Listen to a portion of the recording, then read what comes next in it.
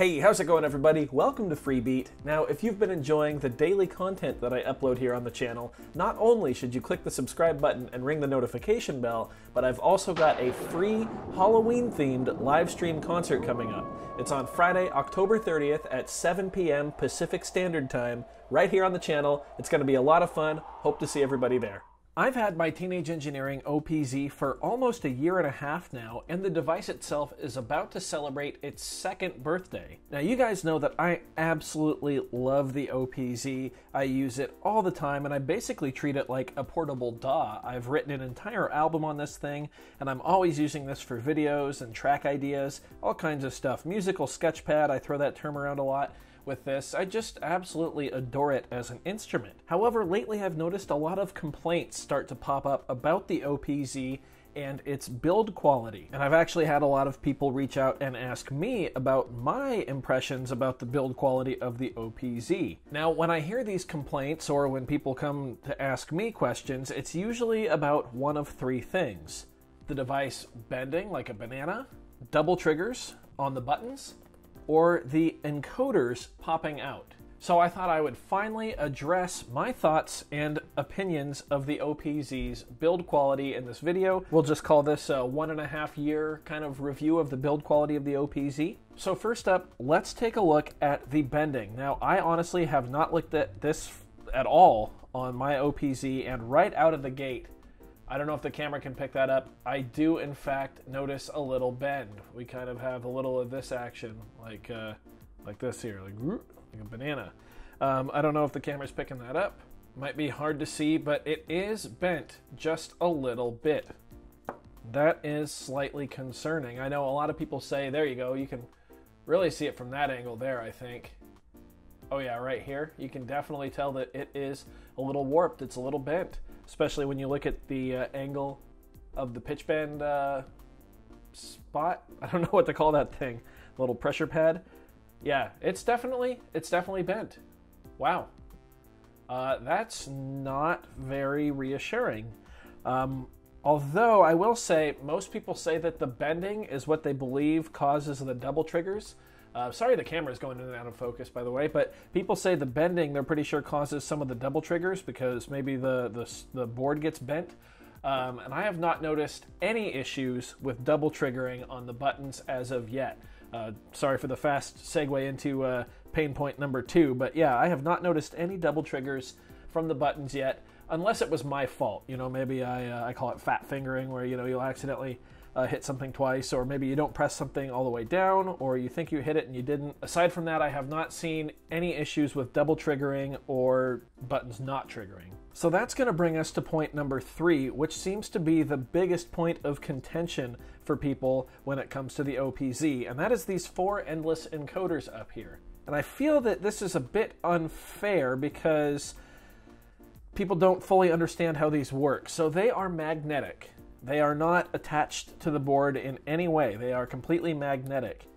And they are very, very smooth. I think that's probably the only way they could get them that smooth. They are incredibly nice to use. And if you have the app open, you can watch them cycle through values. And it's just a very, very smooth and easy experience. Probably the best knobs I've used on any device. However, like we can see with the red one here, well, maybe you guys can see.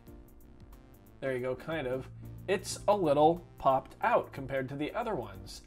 And this might surprise some folks to hear, but it actually comes like that, or at least mine did, out of the box.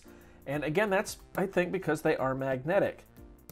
And I really haven't noticed it causing any issues. So I've only ever dropped my OPZ once, and when I did, this red encoder did come out. And it was very easy to snap back in. You just basically put it in there, and because it's magnetic, it just locks right back in place. Now, if I hit this hard on my hand, you'll notice there's that red encoder. But that is going to let us take a peek in here. You can see it is magnetic. There's no real attaching in any other way. Just kind of snaps into place there. Just like that. You can see the yellow one tried to come out a little bit too. Push that one back down as well. Now, this might be an issue to some folks, and I can definitely understand why. You know, it's kind of disconcerting to spend $600 US on something and have, you know, like apparently fall apart right in front of you. I've never really had an issue with this. Like I said, I only dropped it once, and in my day-to-day use, I'm not really slamming it against my hand like that, believe it or not. That's not how I use the OPZ, and I don't want to tell you how to live your life, but I don't think that's how you should be using the OPZ either. Now, I don't know if this is going to get worse over time, if all of them are just going to start falling out. Obviously, that would be an issue if they just start falling out. But I have seen people use things like electrical tape to kind of put a little buffer in there around it and push it down so it just stays in. Or someone actually recently commented saying that you can remagnetize them somehow. I'm not entirely sure how that works, but I personally don't feel the need to do that yet. I'm just fine with it like this.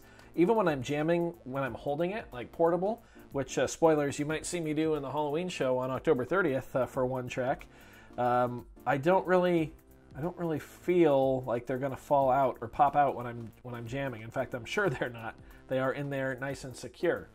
Also, if you use something like this case here from Analog Cases, shout out to them, or any of the other OPZ cases out there, you know, if you have it nice and secure and a case meant for it, it's not going to pop out while you're walking or running or throwing it in a backpack or anything like that. As you can see, we jostled that around a bit. They're in there nicely. So, yeah, I really haven't had an issue with the encoders popping out, and I think that the encoders are one of the most magical parts about this device. I haven't had a problem with double triggering, except when it's my fault. However, the one thing I do notice is that my OPZ is starting to bend / warp, and I will be keeping a very close eye on that and let you guys know if anything changes. So far, it has not affected my overall experience, but again, I'll keep you guys posted if that changes. So I hope this video answered some of your questions regarding the build quality of the OPZ. If it did, if you enjoyed it, go ahead and leave a like on the video. If not, you can leave a dislike. That's okay too. Doesn't hurt my feelings. Just makes me try that much harder next time. Either way, be sure to hit that subscribe button, ring that notification bell. We are less than 10 subscribers away from 2,000 as of the filming of this video, so thank you guys so much. I cannot wait until we get there. Crazy. I can't believe how fast we went from 1,000 to 2,000. If you haven't, you can go a few videos back here on the channel, and I posted a kind of Ask Me Questions video where you can put some questions that you might have for me. I'm going to be doing a 2K Q&A once we do hit 2,000 after the show. Sometime, hopefully next week, we'll have a video out with all the answers. So if you have any questions, feel free to go back to that video and leave them down below, and I will answer them. Thank you guys so much for being here. Thanks for watching. We'll see you next time.